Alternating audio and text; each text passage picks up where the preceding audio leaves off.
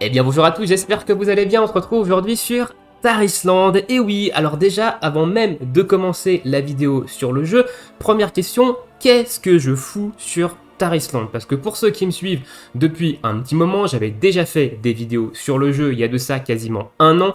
Lorsque j'avais eu accès à une bêta du jeu, j'avais fait des vidéos principalement sur le Bard et j'en avais fait également pour vous donner mon avis global dessus. Et j'avais fini par un je n'y mettrai pas les pieds. Et pour ceux qui me suivent sur Discord, enfin avec qui je discute sur certains serveurs Discord, j'avais également réitéré mes propos quelques jours avant la sortie du jeu en disant que je n'y mettrai pas les pieds parce que le jeu m'attirait pas spécialement au final et que il y avait un petit côté sombre au niveau de son modèle économique. Il y avait pas mal de choses aussi qui me faisaient grincer des dents. Alors on en reparlera également quand on parlera un petit peu des points négatifs actuellement du jeu, mais du coup, finalement, qu'est-ce que j'y fous dessus? C'est la faute à un streamer, voilà, un streamer que je suis, donc je vous ai déjà parlé de lui, c'est Tamuril TV, qui fait principalement du contenu aussi sur Final Fantasy VII Ever Crisis, c'est pour ça que je le suis, et c'est vrai qu'une fois, sur son stream la semaine dernière, en fait,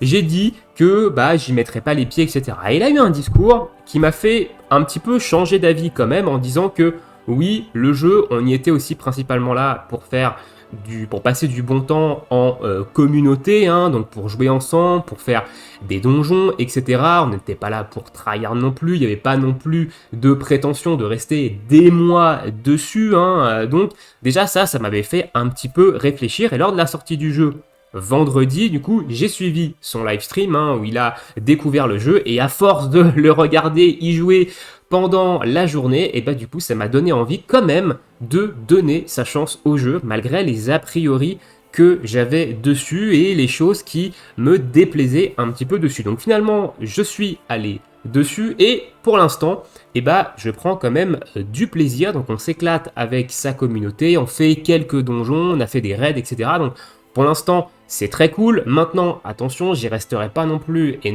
très très longtemps.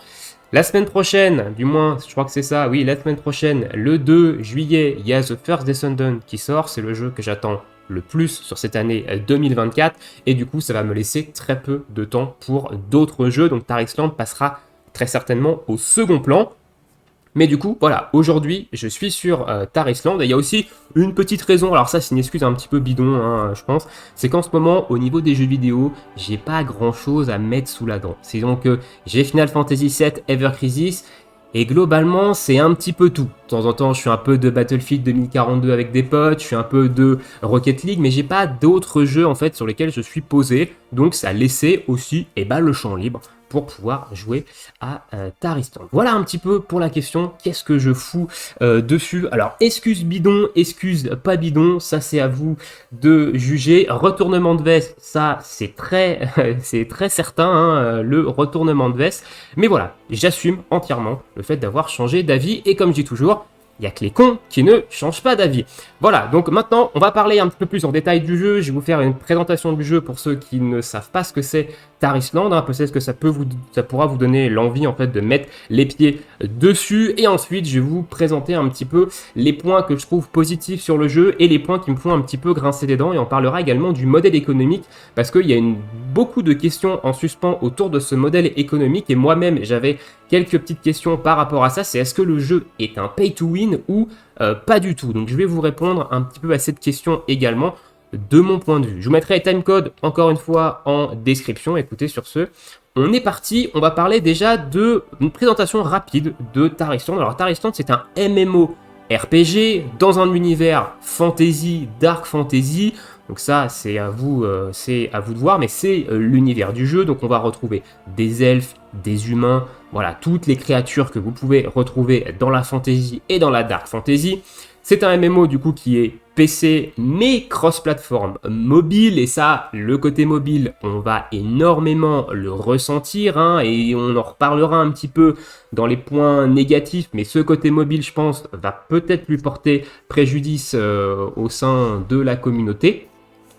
Et donc voilà, vous avez différentes classes, vous allez pouvoir monter des personnages pour tanker, pour heal, pour DPS. Alors au niveau des classes, je vais vous montrer un petit peu tout ce qu'il y a dans le jeu. Donc actuellement vous avez le guerrier qui est capable de DPS et de tank. On va également avoir le barbare qui va être également capable de tanker et de DPS. On va ici avoir la mage, à savoir que la mage elle peut être une femme ou un homme. Actuellement toutes les classes sont genderlock sauf le mage et le paladin, donc ils vont débloquer petit à petit ce côté genderlock qui plaît pas trop à l'Occident. C'est vraiment quelque chose de très asiatique, le genderlock, et chez nous on n'aime pas trop ça. Donc là pour la sortie du jeu ils ont débloqué la version masculine et féminine du coup sur le mage et sur le paladin. Donc le mage c'est un DPS pur, il va avoir une spécialité de feu et une spécialité de glace. On retrouve également le paladin, donc le paladin il est là pour tanker et pour DPS, il ne peut pas soigner dans Tarisland contrairement à d'autres jeux.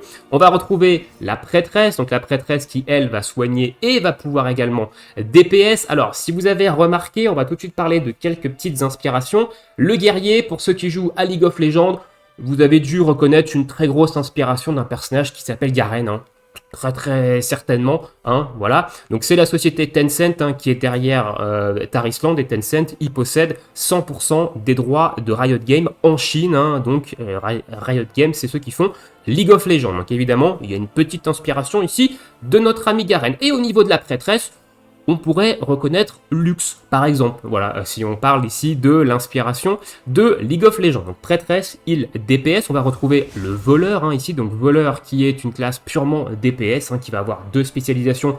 Une plutôt basée sur les poisons et une plutôt basée un peu sur les dégâts directs, je crois. C'est une classe que je connais très peu.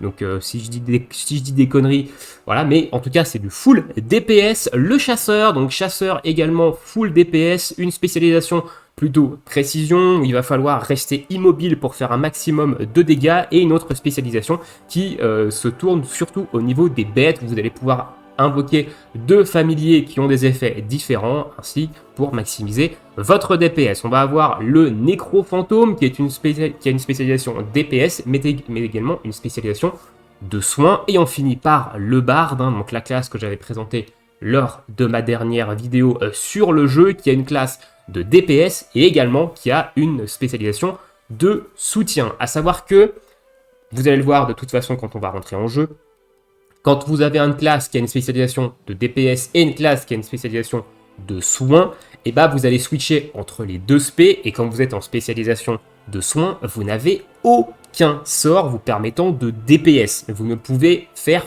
que soigner votre groupe, donc vous ne pouvez pas PEX en spé heal, sauf si vous faites du PEX en groupe, mais si vous voulez PEX solo, vous allez très souvent vous mettre en spé DPS, et l'aspect heal vous allez l'utiliser dans les contenus de groupe, le PVP, les raids, donjons, etc. Mais vous n'avez pas de sort de DPS quand vous êtes dans les spé heal des trois classes qui peuvent le faire, donc à savoir prêtre, nécro-fantôme et barde.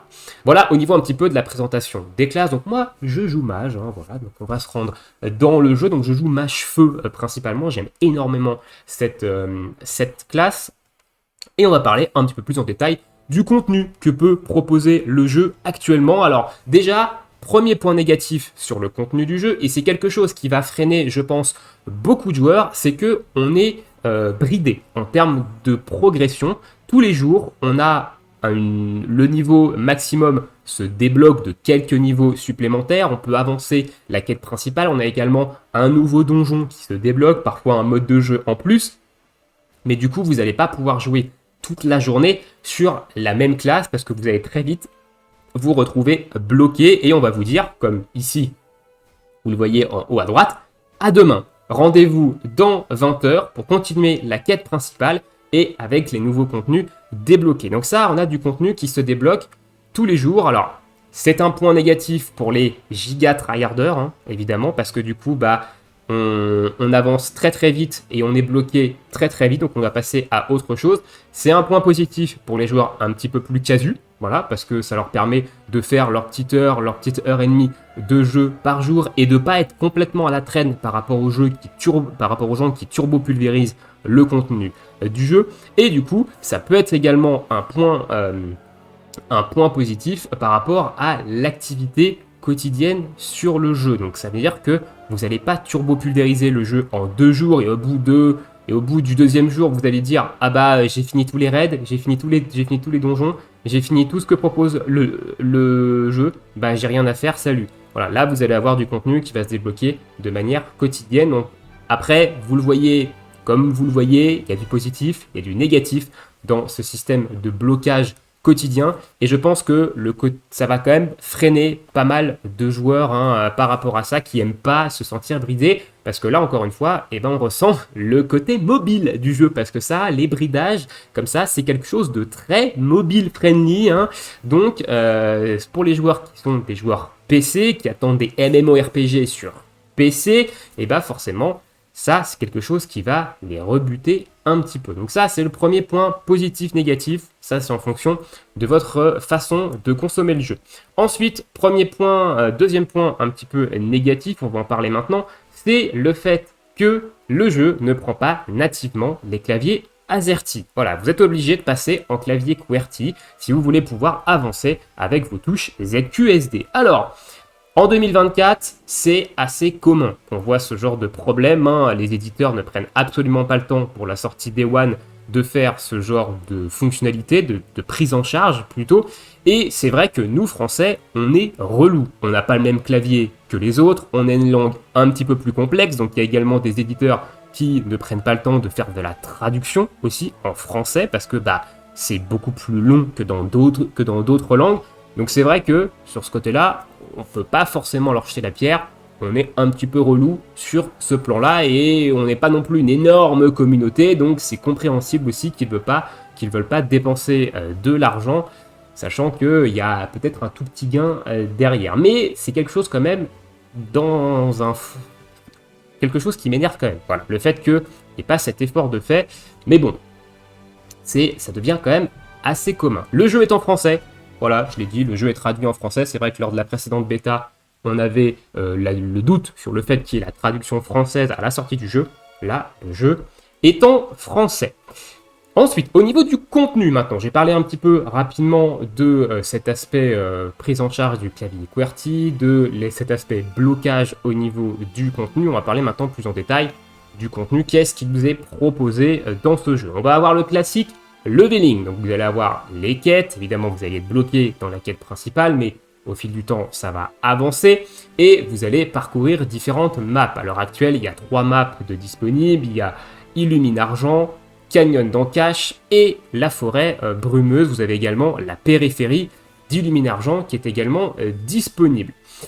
Sur la carte, vous allez avoir différents petits objectifs. Donc c'est là où il y a une très grosse inspiration quand même du côté de Genshin Impact. On pourrait par exemple, pour le citer, c'est que vous allez avoir des collectibles sur les différentes cartes, que ce soit ici des graines, vous allez avoir de la lecture à récupérer, des panoramas à prendre, des coffres à récupérer avec des petites énigmes, des petites choses à faire, etc. Les points de téléportation, tous les jours vous avez 6 événements aléatoires qui vont pop sur la carte, donc il y a quand même des petites choses à faire sur la map avant de les 100%. Vous avez également de la pêche, où il va falloir pêcher des choses particulières à la région, et ça, vous avez ça sur toutes les régions. Ici, on est sur Illumine Argent, où j'ai un petit peu tryhard le truc, il me manque un coffre et un truc de pêche, c'est lié, voilà, la clé du coffre, on l'obtient en pêchant, donc c'est lié. Pareil sur le Canyon d'Ancash, j'ai plutôt pas mal tryhard le truc, il me manque 2 trucs de pêche, donc il va falloir que je pêche, sachant que la zone n'est pas complètement découverte. Ici, on a les déserts de ruines qui se débloquent dans 2 jours. Encore une fois, donc il y a même des zones sur la carte qui sont verrouillées derrière du contenu. Invasion ténébreuse, c'est une zone sur laquelle vous allez avoir des quêtes à faire. C'est quelque chose qui va reset tous les 3 jours à peu près, tous les 3-4 jours, et vous allez avoir des petites quêtes à faire pour monter une barre de récompenses et obtenir des rewards. Donc c'est quelque chose à faire 1 à 2 fois par semaine. Même chose, le parc d'attractions, vous allez avoir également des choses qui vont se débloquer, et vous allez avoir des choses à aller récupérer, notamment ces petits jetons étoilés qui vont vous permettre d'aller récupérer des cosmétiques. Donc ça, c'est plutôt cool. D'ailleurs, les mini-jeux qu'il y avait dans Illumine Argent avant, pour ceux qui ont joué à la bêta, il y avait pas mal de petits mini-jeux à droite, à gauche. Ils ont tous été mis dans le parc d'attractions étoilé. Voilà, moi je les ai cherchés au tout début, j'ai fait « Ah, ils les ont supprimés ». Et en fait, pas du tout, ils les ont mis ici, dans ce parc d'attractions. Donc déjà, vous avez toute cette partie quête exploration de la carte. Ensuite, vous allez avoir les salles universelles qui sont une espèce de tour à faire solo avec différents challenges sur lesquels vous allez pouvoir vous mettre des malus ainsi que des bonus pour le boss pour faire le plus de points possible et vous allez avoir les étages qui vont se débloquer tous les X jours par rapport au début de la saison. Donc là, c'est 7 jours ou plus par rapport au début de la saison. Il faut avoir fait un score de 750 sur l'étage d'avant. Hein. Moi, j'ai fait 1150 sur l'étage 2. Donc voilà, maintenant, il va falloir que j'attende une petite semaine pour avoir la suite. On a également tout ce qui est PVP, donc on a Conquérir ici qui est du champ de bataille, ça ouvre de 10h à minuit tous les jours, hein. On a 2 récompenses par jour et après on peut quand même le faire de manière illimitée si vous kiffez le PVP et vous voulez taper sur des gens. Il y a une rotation du champ de bataille tous les 3 jours, hein. Voilà, donc mercredi on retrouve le même champ de bataille que le lundi. Le jeudi c'est pas le même que le mardi, hein, vous voyez, le vendredi et le jeudi et le mardi, c'est les mêmes. Donc, ça change un petit peu tous les jours. Donc, ça, c'est quand même plutôt sympa. Vous allez également avoir des raids. Hein. Donc, aujourd'hui, on a un seul raid de débloquer. On a la version élite de ce raid qui se débloque aussi aujourd'hui. Où vous allez pouvoir avoir une récompense par semaine. Je crois que c'est par semaine. Si je me trompe pas, je sais plus. Je crois que c'est par semaine au niveau des raids. Donc, qui ont quand même des strats un petit peu plus évolué, donc ça reste quand même plutôt cool. Et on va avoir différents donjons qui vont vous donner différents types de stuff qu'il va falloir faire. Donc actuellement, on a l'hôtel des bois qui a été débloqué aujourd'hui en version normale et en version élite. Et demain, on va avoir le jardin botanique qui sera le dernier raid à 5 joueurs de la saison. Et ensuite, on passera sur le dernier donjon, pardon, et ensuite on passera sur des raids. On a également l'arène dans le Conquérir, donc dans le PVP qui va se débloquer dans quelques jours. Donc là, il y a également du contenu arène. Donc il y a quand même pas mal de contenu proposé, que ce soit pas mal de PVE, pas mal d'exploration, pas mal de quêtes. Il y a quand même de quoi faire sur le jeu. Il faut évidemment passer cette petite semaine où on va être un petit peu bridé et où quotidiennement il y aura des petits trucs à faire. Voilà. On a évidemment des événements. Ici, on a quelque chose qui est lié à la saison. Donc le jeu va marcher par système de saison. On n'aura pas de reset de niveau. Par contre, c'est juste qu'il va y avoir du nouveau contenu propre à la saison et on va avoir ce petit truc lié à la saison avec une boutique, des trucs à faire de manière quotidienne. Voilà, des petites missions. On va avoir un rang de saison à monter, nous débloquant des petites rewards, etc. Et on a également un pass de combat qui est 100% cosmétique. On en reparlera lors du modèle économique. On a des petits événements qui sont attelés ici. Donc on a un petit événement sur 7 jours qui nous donne des petites rewards, qui va nous donner une petite monture à la fin également. Et on va avoir l'aperçu des fonctionnalités ici qui vont être débloquées au fil des jours. Vous avez des petites vidéos sur les raids, voilà, le endgame, un petit peu le royaume arcanique. Un hôtel des ventes qui lui est en or, donc l'or c'est un peu la monnaie premium, mais on peut en obtenir quand même assez facilement, dans laquelle vous allez acheter, vendre des matériaux pour monter votre métier. Il n'y a pas d'échange entre les joueurs, attention, il n'y en a pas du tout. Donc il faut passer par l'hôtel des ventes, les prix sont relativement corrects. Moi, je suis complètement free-to-play, j'ai pas mis un centime et je compte pas mettre d'euros dans le jeu. Et honnêtement, les pièces d'or, on en obtient un petit peu partout et c'est quand même assez facile de se faire des pièces d'or de côté. Vous pouvez vendre vos matériaux de votre métier, etc. Donc c'est quand même, ça reste quand même plutôt facile. Et les métiers, du coup, fabrication, vous avez un métier principal et ensuite vous avez la pêche qui est une activité secondaire. Ce métier, il est bridé derrière une énergie. On reprend encore une fois ici le côté mobile du jeu. Vous allez avoir de la vigueur qui se recharge tous les X. Donc moi, c'est 1 toutes les 11 minutes parce que j'ai des spécialisations ici qui me permettent de réduire mon temps de régénération de la vigueur. Donc ça, c'est un truc qu'il faut d'ailleurs aller chercher en prio.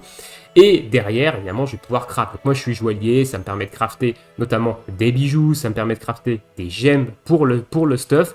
Et en fait, toutes ces gemmes et tous ces matériaux, je peux les mettre à l'hôtel des ventes pour ensuite me faire de l'or, etc. Donc, il y a quand même un système de commerce qui est plutôt sympa. Ça, il faut le noter. Mais le fait que ce soit derrière de la vigueur, ça fait quand même un petit peu grincer des dents parce qu'encore une fois, c'est une nouvelle limitation dans le jeu, mais ça, c'est le côté mobile du jeu qu'on retrouve énormément. Je pense avoir fait globalement le tour au niveau du contenu, au niveau de votre amélioration de votre personnage. Vous allez avoir déjà le stuff, vous allez avoir le grade militaire qui va monter avec le contenu PVP. Là, il faut qu'on attende le déblocage de l'arène pour pouvoir aller un petit peu plus haut en termes de grade PVP parce que ces prix des héros c'est dans l'arène qu'on les obtient pour pouvoir monter notre grade, ce qui nous donne des caractéristiques spécifiques au PVP, à savoir, point intéressant sur le PVP, il est normalisé, entre guillemets. C'est-à-dire que votre stuff, la puissance de votre stuff, tout le monde est à même niveau. Donc le PVP, c'est uniquement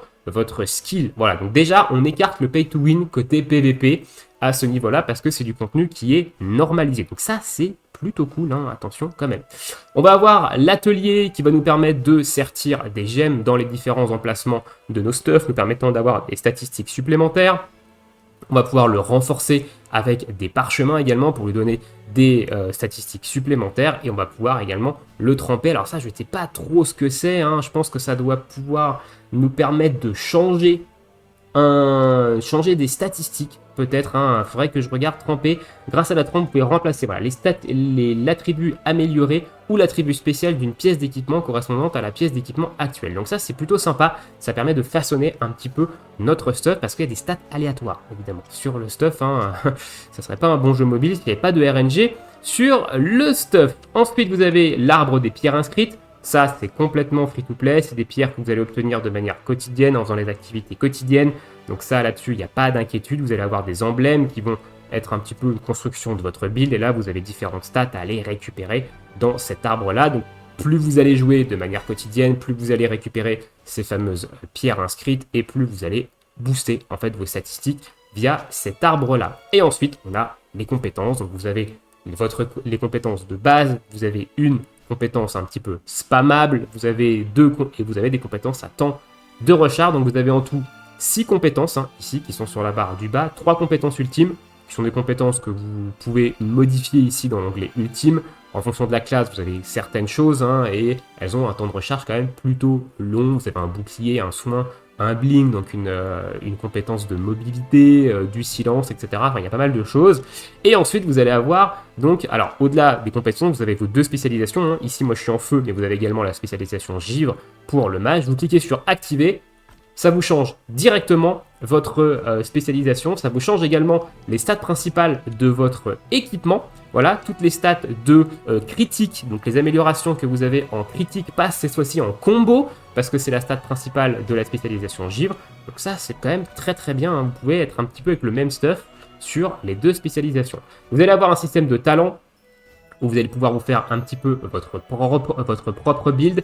Donc vous avez un arbre de talent par spécialisation et vous avez 2 mini spécialisations dans chacun des arbres de talent. Donc vous avez en gros 4 gameplays sur les différentes classes, ce qui est pas mal, hein, honnêtement, pour un jeu mobile. Donc le système de talent, il est quand même plutôt sympa. Donc même si vous allez globalement retrouver les mêmes builds un petit peu dans chaque spé, hein, ça on commence à connaître dessus, vous pouvez quand même tester des choses, hein, et je vous invite déjà à tester des choses. Vous avez un recommandé qui vous permet de, si vous n'avez pas envie de vous casser la tête avec votre build, vous avez un build recommandé, les points de talent vont se mettre automatiquement quand ils vont être disponibles, etc. Donc si vous voulez jouer boule de feu ou feu céleste, en fonction de votre gameplay en feu, ça c'est à vous de voir. Et vous pouvez avoir un mode assisté qui est une espèce de macro entre guillemets, hein. Si vous l'appliquez, vous aurez à cliquer sur un seul bouton et ça va enchaîner en fait les sorts dans un ordre normalement opti pour votre build, hein, et votre rotation de classe. Voilà un petit peu pour le personnage, le contenu. Je pense qu'on a fait le tour.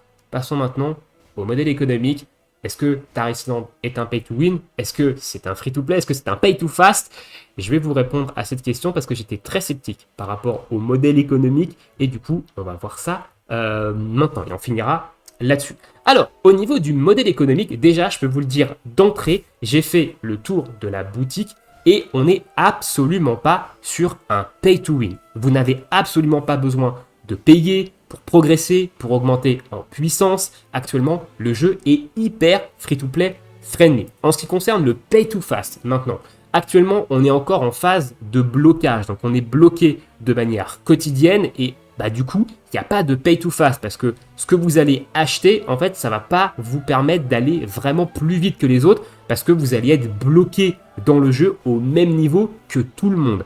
Donc, il n'y a pas actuellement de pay to fast. On en reparlera peut-être un petit peu plus tard quand on aura tout le contenu débloqué, qu'on sera à niveau maximum, qu'on sera dans la phase de endgame, etc.